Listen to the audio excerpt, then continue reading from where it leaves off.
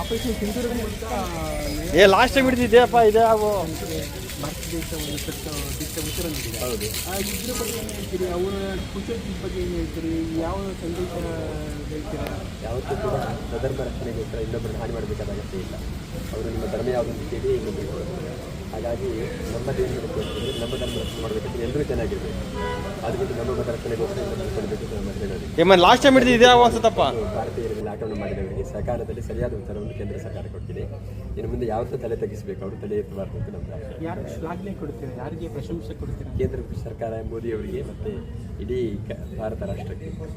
ಭಾರತೀಯರಿಗೆ ಏನು ಕರೆ ಕೊಡ್ತೀರಾ? ಯಾವ ರೀತಿ ಇರಬೇಕಂತ ಹೇಳ್ತೀರಿ? ಧರ್ಮದಲ್ಲಿ ನಿಷ್ಠೆ ಬೇಕು, ಅದರ ಜೊತೆಗೆ ಯಾವತ್ತೂ ಕೂಡ ಎಚ್ಚರದಿಂದ ಇರಬೇಕು. ಯಾವುದೂ ಕೂಡ ಎಚ್ಚರ ತಪ್ಪಿ ಯಾವತ್ತೂ ಕೂಡ ಅಜಾಗ್ರತೆ ಮಾಡಬಾರ್ದು. ದೈವಭಕ್ತಿ ರೂಢಿಸ್ಕೋಬೇಕು ಅಂತ. ಹೌದು, ದಯವಿಟ್ಟು ನೋಡಿ. ಜೈ ಶ್ರೀರಾಮ್, ಜೈ ಶ್ರೀರಾಮ್, ಜೈ ಶ್ರೀರಾಮ್. ಆಪರೇಷನ್ ಸಿಂಧೂರದ ಮೂಲಕ ನೆರೆ ರಾಷ್ಟ್ರ ಶತ್ರು ರಾಷ್ಟ್ರ ಪಾಕಿಸ್ತಾನಕ್ಕೆ ಭಾರತ ದೇಶ ಒಂದು ದಿಟ್ಟ ಉತ್ತರ ನೀಡಿದೆ. ಹೌದು. ಇದ್ರ ಬಗ್ಗೆ ಏನು ಹೇಳ್ತೀರಿ? ಅವರ